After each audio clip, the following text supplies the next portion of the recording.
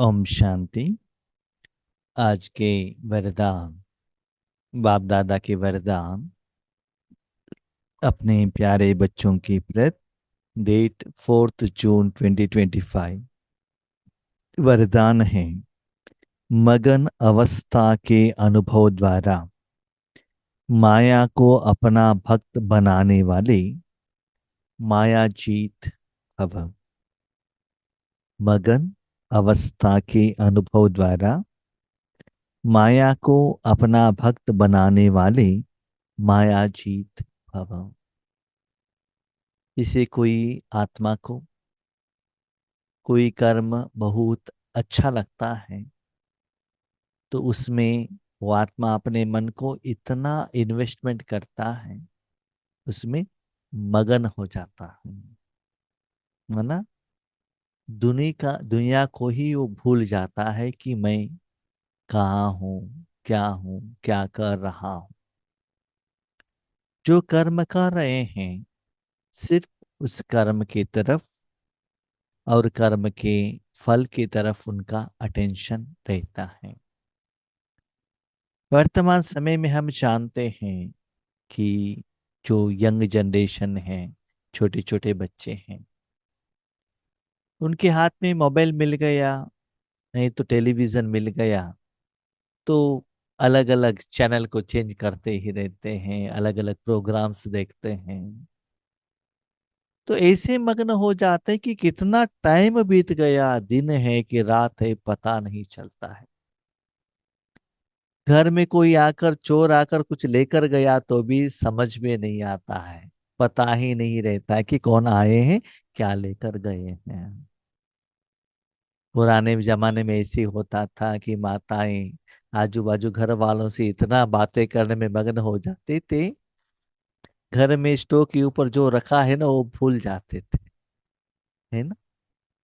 तो ऐसे ही बाबा कहते हैं बच्चे भगवान के साथ बातें करना, कोई सब्जेक्ट को लेकर विचार सागर मंथन करना, सेवा के बारे में सोचना, उनके साथ खेलना, सेवा में अनुभव करना, ऐसी किसी न किसी रूप में इतना आप मगन हो जाओ कि आपको डिस्टरबेंस करने के लिए माया आएगी, आएगी जरूर।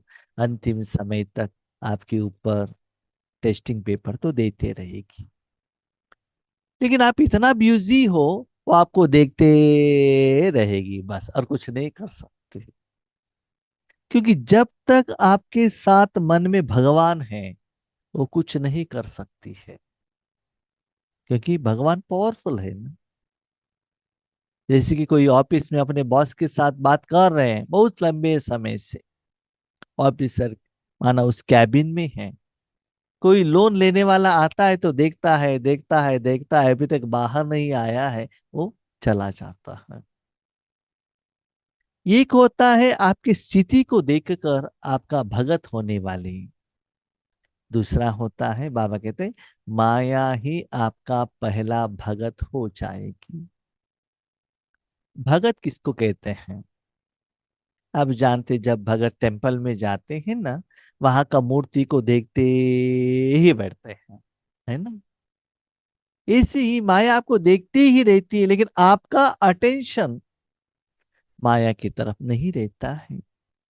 अंदर से अंतर्मुखता द्वारा भगवान के साथ, अपने पिता के साथ ऐसे मौसम में आप मस्त रहते हैं कि माया आने का चांस ही नहीं है।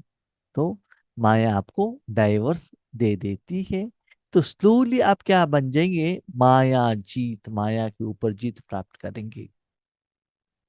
इसका मतलब माया के ऊपर आप युद्ध करो ऐसा नहीं है, भगवान के साथ आप संबंध जुड़ते जाओ, ऑटोमेटिकली माया दूर हो जाएगी।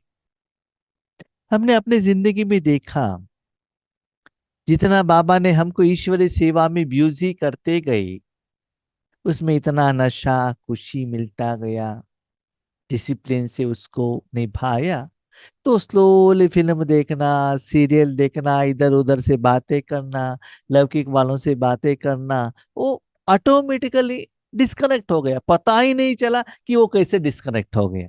क्यों? जो करना था उसके तरफ अटेंशन रख लिया है ना। हाँ। अभी कभी कभी कभी क्या होता है ना, हम स्थूल किसी के ऊपर डिपेंड होते हैं, कोई हमारे से बात करे।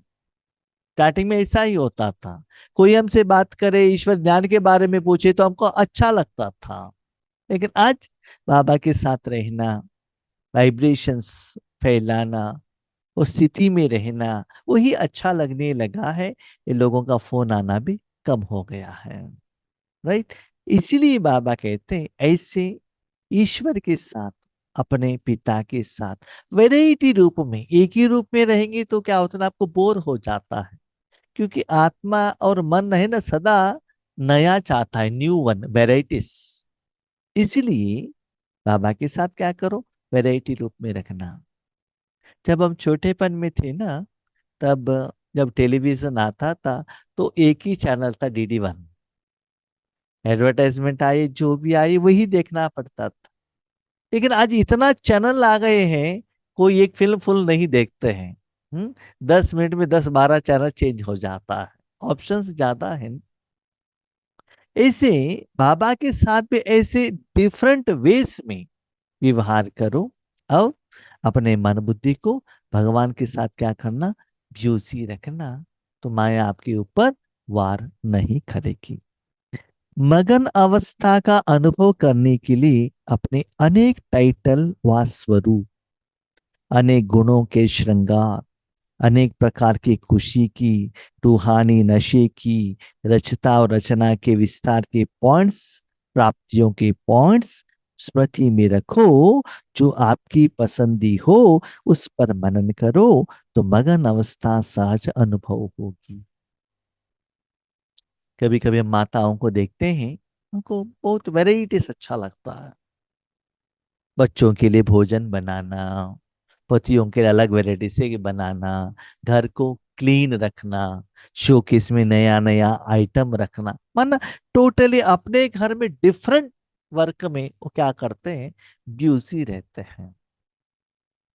तो बाजू घर वाले सोचते हैं कि ये सभी कर्म होने के बाद घर से बाहर आएंगे, हम उनसे बातें करेंगे।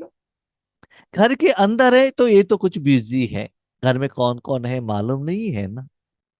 ज्यादातर क्या होता है, पुराने जमाने में मोबाइल नहीं होता था, अपने घर में जो पति से भी बाहर जाने के बाद बाजू घर वाले जो माताएं रहती दूसरे घर में आ जाते थे, लेकिन उनके घर में कोई रिश्तेदार है, पति है और कोई है तो वो नहीं आते थे। क्यों? उनके घर में और कोई है ना।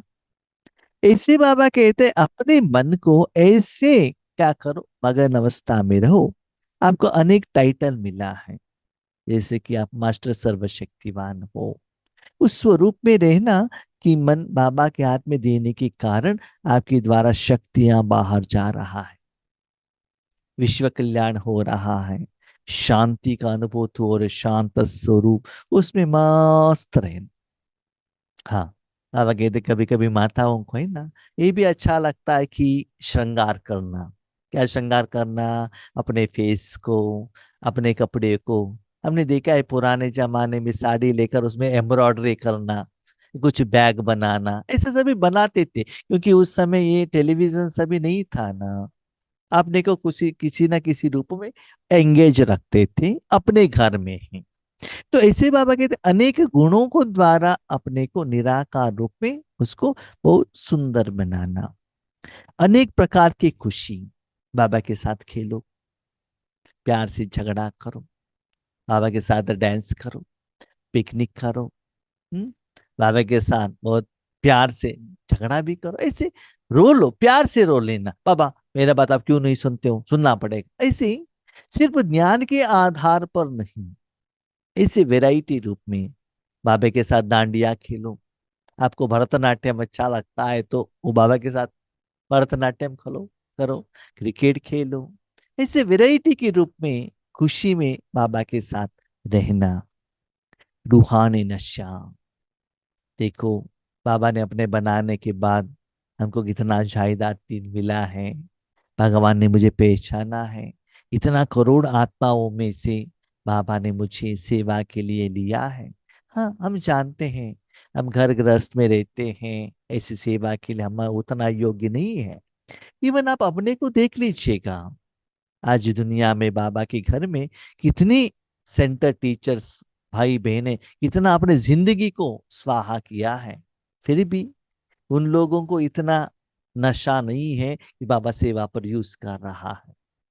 हम लोग घर गृहस्थ में रहते हुए भी बाबा आपको यूज कर रहा है ना, तो बाबा ने मुझे सिलेक्शन किया। पर्सनली हम देखा जाए वो क्वालिटी हमारे में कुछ भी नहीं था, लेकिन भरा है बाबा ने। तो किसी किसी को नशा रहता है ना कि मेरा पति इसमें जॉब में है, मेरा बच्चा यूएस में है, ऐसे रूहानी नशा बाबा के साथ में जो आप रहे हो उसमें खो जाना। रचता और रचना के विस्तार की रचता शिव बाबा, जो सारे दुनिया को रच रहा है, वो मेरा पिता है, वो मेरा फ्रेंड है। इसे कहते हैं ना, इस राज्य का जो चीफ मिनिस्टर है वो मेरा पति है, मेरा पिता है। नशा रहता है ना। और रचना, देखो कितना सुंदर रचा है भगवान ने मुझे, आत्मा को कितना सुंदर। हम तो कितना गंदगी में थे, कितना हम जंगल में थे, कैसे पत्थर बुद्धि था, और कैसे रचा मेरे मन को, मेरी जिंदगी को, मेरे संस्कार को, कितना सुंदर रूप में, एक मूर्ति के रूप में भगवान ने रचा है। भगवान मिलने के पहले मेरी जिंदगी कितना कैसा था, कितना दुख था, कितना दर्द था। भले शरीर में कोई बीमारी नहीं है, मन में तो असफलता चिंता कितना था ना। तो कितना सुंदर रूप में, विधि से सहज रूप में बाबा ने मुझे रचा है, सारे विश्व को रचा है, अपने ईश्वरीय परिवार को रचा है, दुनिया को रचा है। उसके बारे में सोचो, वाह बाबा वाह, कितना गंदे आत्माओं को भी लेकर आप कितना सुंदर बनाते हो। हम्म? कलयुग को सत्युग बनाते हो, सोने का महल भी बनाते हो, सैल्यूट है आपका। तो इसे, इसमें भी अपने मन बुद्धि को लगाना। रचना और रचता और रचना के विस्तार की पॉइंट्स, प्राप्तियों के पॉइंट्स स्मृति में रखो। प्राप्तियां बाबा के बच्चे बनने के बाद स्पेशली स्थूल से भी ज्यादा सूक्ष्म में क्या मिलता है। मैंने ये भी कंपैरिजन किया है अपने जिंदगी में। हम लौकिक में भी हम किसी किसी को हेल्प करते हैं, ऑफिस में जाके, ऑफिस में जो फैक्ट्री का ओनर रहता है वो भी सेटिस्फेक्शन होते हैं। कभी कभी आपके नीचे कोई वर्कर्स रहता है, उनको कुछ आप सपोर्ट करते हैं, ट्रेनिंग देते हैं, वो भी खुश होते हैं। अपने लौकिक रिश्तेदारों को हेल्प करते हैं, तब भी वो लोग खुश होते हैं। लेकिन ये ऐश्वर्य सुख देने के बाद जो आत्माएं जो खुश होते हैं, जो आशीर्वाद देते हैं ना, उसमें वो सभी फीका लगता है। क्यों जानते हैं? उसमें क्या होता है ना, वो लोग आपके आगे आपको बहुत अच्छा ऊपर उठाते हैं और पीछे से पाँव खींच लेते हैं, उनका वहां स्वार्थ रहता है। यहाँ मैं देखता हूँ स्पेशली, एक्चुअली हम छोटेपन में थे ना, जब स्कूल में जाते थे, लड़कियों से ज्यादा बात नहीं करते थे, है ना। लेकिन आज ऐसे हो गए, ड्रामा के अनुसार ईश्वर सेवा में ज्यादा माताओं के साथ आपको कनेक्शन बाबा ने रख दिया है। तो वो कितना अंदर में जिंदगी में कितना दुख में रहते हैं, ऐसे रहते हैं, हम ये दुख हम किसको बताएं।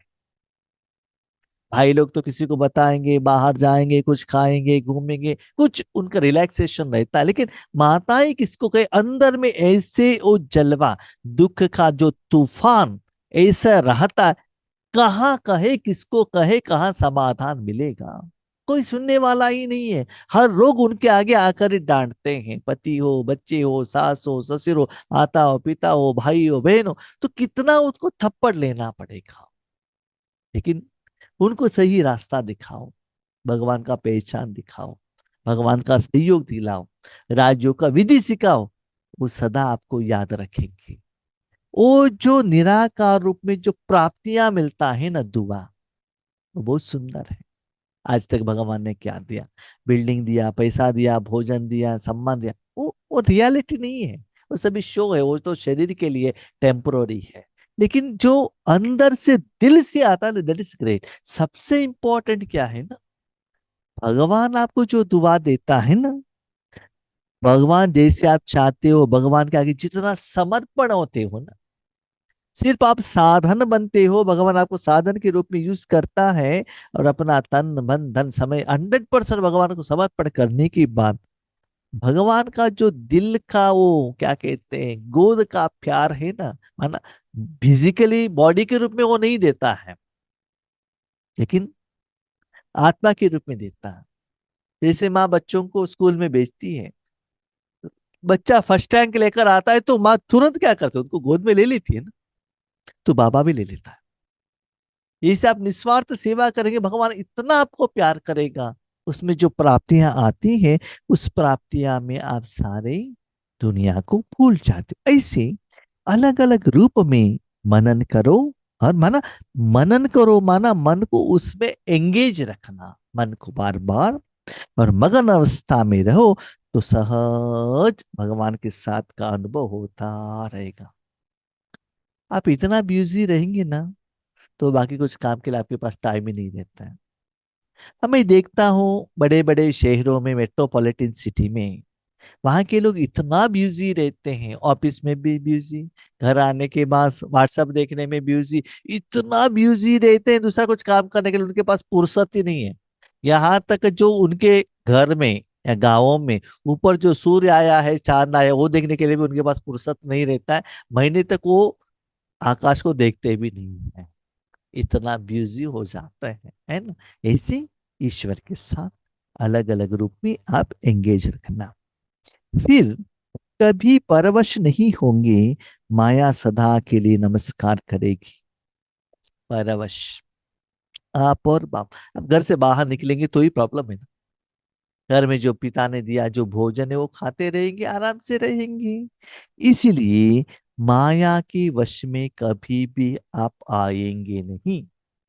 ईश्वर आपके साथ सब कुछ करने के लिए रेडी है। हमने ये भी देखा है, ब्रह्मा बाबा की जिंदगी में छोटे बच्चों के साथ बाबा बॉल भी खेलते थे, बड़े लोगों के साथ बाबा बैडमिंटन भी खेलते थे, और अपने बच्चों को वॉकिंग के लिए भी लेकर जाते थे, उनके साथ प्यार से बातें भी करते थे, सीरियसली ज्ञान का डिस्कशन भी करते थे। किसी का तबीयत ठीक नहीं है, उनके पास जाकर बाबा उनको गोली भी देते थे। ऐसे जिनको जो जरूरत है, ऐसे बाबा बन जाता था। ऐसे उनको पालना करता था।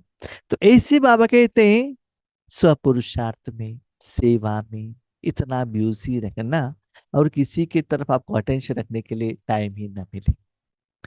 जब भी हम बाहर सेवा के लिए जाते हैं ना, सुबह से रात तक इतना बिजी हो जाते हैं। पहले पहले हम देखते थे, हमारा मोबाइल भी हम बैग में रख कर जाते थे, किसका मिस कॉल आया वो देखने के लिए भी टाइम नहीं मिलता था।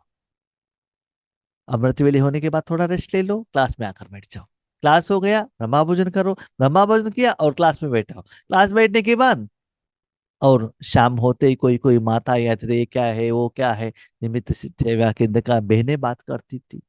तो सुबह से शाम तक इतना बिजी रहते थे, रात को 10-11 बजे के बाद एक बार फोन देखना पड़ता था, किसी का मिस कॉल आया है क्या। तो मिस कॉल देखने के लिए फुर्सत नहीं है, तो व्हाट्सएप देखने के लिए कैसे फुर्सत रहेगा बताइए। तो ऐसे सेवा में बिजी होते थे, एक हफ्ते में दुनिया में क्या हो रहा है न्यूज भी सुनने का टाइम नहीं मिलता था।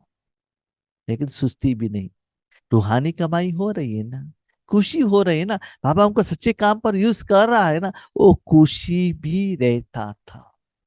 वो तो स्थूल रूप में रहता था। लेकिन बाबा ने यहाँ बहुत सुंदर बात कही, मनन करो, माना भले फिजिकली रूप में आपके साथ में कोई है हो या न हो, मन को ऐसे परमात्मा के साथ एंगेज रखना। क्यों जानते हैं, अंतिम समय में ऐसे बात करने के लिए ना आपके पास इंटरनेट रहेगा, ना कोई मोबाइल रहेगा, नो कोई स्थूल रूप में कोई व्यक्ति रहेगा। व्यक्ति रहेगा तो भी वो अपना दुख का बात ही करेगा।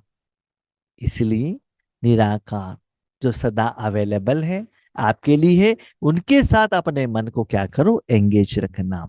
तो ऐसे करेंगी तो माया सदा के लिए आपको नमस्कार करेगी।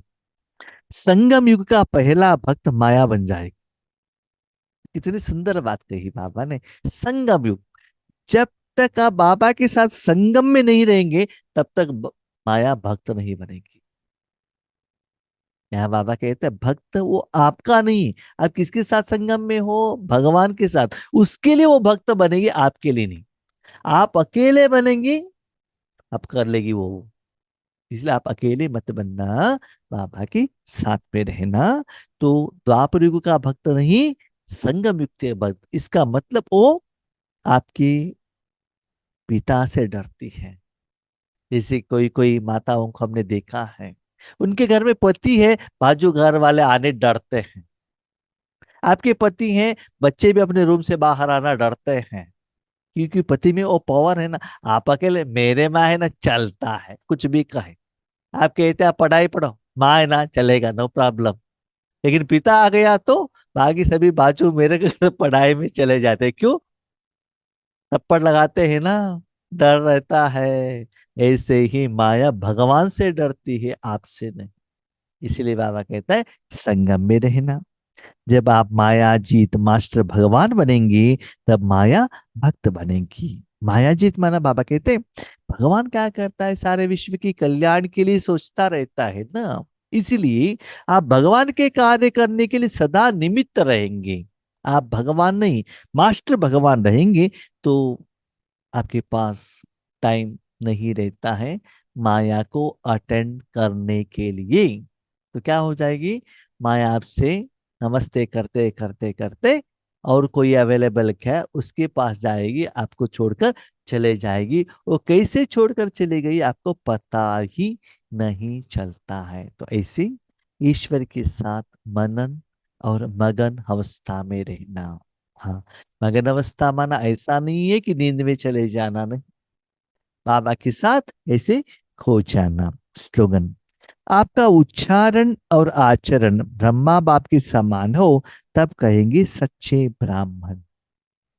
अब जो बातें करते हो, अपने जिंदगी में जो भी पाठ करना है, तो आचरण चलता है, वो बाप के समान होना चाहिए। तो बाप के समान माना क्या है? तो ब्रह्मा बाबा ने क्या किया? सब कुछ भगवान से करवाया ना, शिव बाबा से करवाया ना। तन मन धन जीवन भगवान को समर्पण किया। तो जो ब्रह्मा बाबा को फॉलो करते हैं, वही सच्चे ब्राह्मण हैं। हाँ? मुख वंशावली ब्राह्मण है ना। इसीलिए आपका बातें, आपके आचरण से पता चलता है, आपको भी पता चलता है, लोगों को भी पता चलता है आप बाबा के साथ कितना अच्छे हो, क्लोजेस्ट, नियरेस्ट, डियरेस्ट हो। जितना उनके साथ नियरेस्ट होते हो, उतना भगवान आपको हाईएस्ट बना देता है। ओके। ओम शांति।